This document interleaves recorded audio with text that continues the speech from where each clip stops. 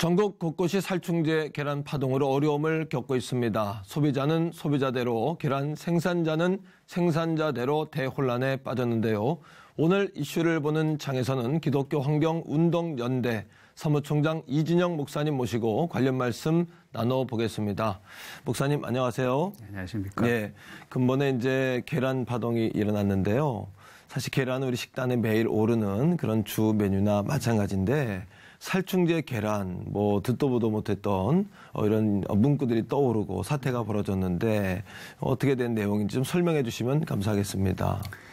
예, 이번 살충제 계란 문제가 사실 처음 불거진 건 유럽이었습니다. 아, 그렇군요. 예, 작년 겨울부터 사실 유럽에서 네덜란드 일부 농가에서 이 살충제 성분이 검출이 되면서 이런 것들이 과연 우리나라 계란에는 괜찮을까라고 이렇게 문제 제기가 계속돼 왔었고요. 예. 그러다가 올 여름에 우리나라 일부 농가에도 이제 검사를 해본 결과 살충제 성분이 검사가 됐고 그래서 이제 식품의약품안전처에서 전국에 있는 농장들을 대상으로 이제 전수검사를 하고 그래서 현재 49개 농장에서 기준치 이상의 살충제 성분이 검사가 된 그런 상황입니다. 예.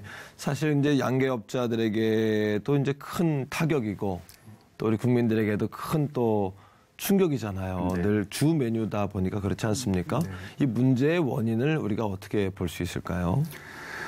문제의 원인은 사실 살충제를 닭한테 뿌리면 안 되는 건데 살충제를 닭한테 이제 뿌린 상황이죠. 그게 닭이 이제 여름을 날 때 닭도 살아있는 동물이다 보니까 진드기 같은 것이 이제 농장 안에 발생을 합니다. 그렇죠. 그래서 그 농장 안에 발생하는 진드기를 해결하기 위해서 살충제 성분을 이제 농장에서 이제 닭한테 뿌린 것이 가장 큰 문제라고 할 수 있겠죠. 네. 아, 그렇군요. 정부에서는 그 살충제를 뿌린 그 농가들에 대한 번호들을 확인해서 이제 그것들을 폐기 처분했으니까 이제 안심해도 된다. 이런 보도도 있었고, 하지만 한쪽에서는 그 코드도 또 이렇게 변조할 수 있다. 또 이런 얘기를 들으니까 저희들 국민들 입장에서는 굉장히 당황스럽고 그렇지 않습니까? 또 중요한 것은 대부분 그 살충제를 뿌렸던 농장들은 친환경 농장, 농사 이런 식으로 이제 코드들이 문구들이 있었기 때문에 국민들이 안심하고 먹었던 그러한 제품들이었는데 이제 그런 부분 때문에 기준이 없는 들쑥날쑥한 그런 정부의 기준 또 그런 어떤 일관성 없는 정책 이런 것들 때문에 또 국민들은 공분하고 있는 건데요. 이런 상황은 어떻게 보십니까? 가장 큰 문제는 정부가 만들었던 이 친환경 농수산물 유통 정책이 이제 국민들의 신뢰를 잃었다는 게 가장 큰 문제인 것 같습니다. 아까 그 살충제 성분의 제일 문제가 됐던 게 피프로닐이라는 그 성분인데 사실 이게 인체에 들어오면 이게 환경 호르몬 같은 역할을 해서 인체의 어떤 면역 체계라든가 이런 이상 반응을 일으키게 됩니다. 근데 사실 닭들을 키우는 환경 속에서 현재와 같이 밀집식 축산을 하는 양계를 하는 환경 속에서 이런 살충제를 전혀 사용하지 않을 수가 없는 또 구조적인 문제가 또 만들어져 있는 것 같습니다. 그래서 가장 근본적인 문제는 이 정부가 이 현재의 이런 그 공장식 축산 정책을 계속 이어갈 것인가라는 문제인 것 같고요. 결국 이런 것이 근본적으로 변화가 되지 않는다면 구조적으로 이 국민들이 식품에 대한 신뢰를 갖기가 좀 어려워지지 않을까라고 생각을 하고 있습니다. 이제 그렇군요. 말씀하신 대로 좀 정부가 일관성 있는 정책이 좀 필요하지 않나. 사실은 일파만파로 처음에는 이렇게 조그만 부분에서 시작한 것 같았는데 오늘 아침까지도 계속해서 그 문제들이 발견되고 추가되고 있고요. 또 중요한 것은 뿌렸던 그 살충제의 어떤 그 정도가 점점 강한 것들로 이제 밝혀지고 있는 것들이 공분을 사고 있는데 꼭 그렇게 써야 한다면 그것에 대한 이제 기준을 잘 정하는 것이 어떨까 하는 생각도 해보게 되고요. 또 나라에서는 이것에 대한 정부에서는 구체적인 정비나 검역 시스템 같은 거 그런 게 없었다는 것이 사실 우리 소비자나 국민들 입장에서는 매우 안타까운 부분이 아니겠습니까? 어떻게 보십니까? 이런 부분은요. 늘 이런 문제가 생길 때마다 제도적인 문제를 돌아보게 되는데요. 그렇죠. 사실 이 결란의 생산에 관련된 문제는 농림축산부가 이제 관리를 하고 있고 네. 결란이 이제 유통되는 과정 속에서 이게 식품으로서의 안전성이 있는가는 이제 식품의약품안전처가 이제 관리를 그렇군요. 하게 됩니다. 예. 그런 좀 이원화된 어떤 분리되어 있는 관리 체계의 문제가 또 가장 큰 문제일 것 같고요.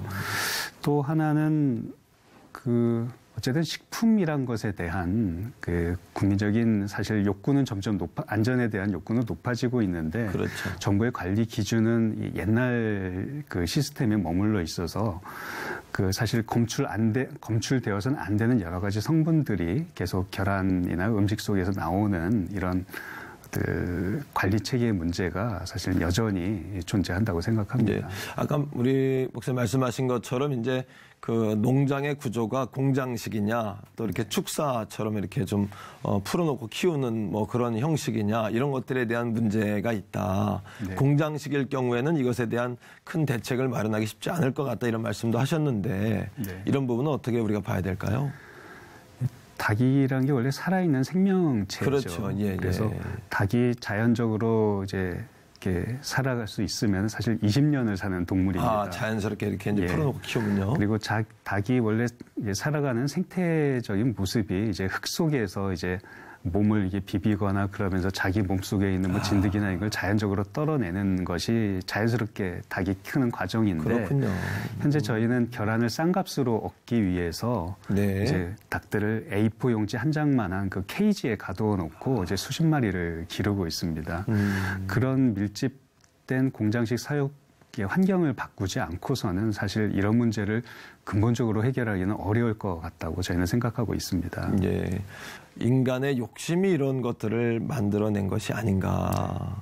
대량 생산, 또 어떤 싼 가격, 네. 또 인간의 어떤 취하려고 하는 욕구 이런 것들이 하나님께서 만드신 생태계를 깨뜨리고 또 닭 스스로도 면역력을 가지고 해충이나 어떤 세균들을 이겨낼 수 있는 충분한 면역력이 있음에도 불구하고 이런 것들을 우리가 억압시켜 놓은 하나님의 생태계를 우리가 파괴한 그러한 주범이 아닌가 이런 생각이 드는데요.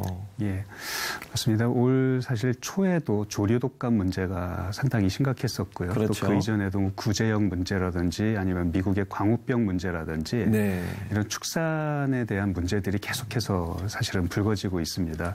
이런 것들이 사실 목사님 말씀하신 대로 우리 인간이 고기를 더 싼 값에 많이 먹기 위한 이런 어떤 사육 제도의 문제가 있지 않은가 사실은 네, 돌아보아야 할 것 같고요. 예. 그래서 사실 지금도 동물복지 농장이라든지 그런 여러 가지 대안적인 이제 제도들이 또 이제 모색이 되고 있습니다. 그래서 한시바삐 좀 그런 대안에 대해서 저희들이 함께 고민을 하고 또 그런 것으로 나갈 수 있도록 여러 제도와 정책들이 마련돼야 되지 않나 생각을 하고 있습니다. 그렇군요.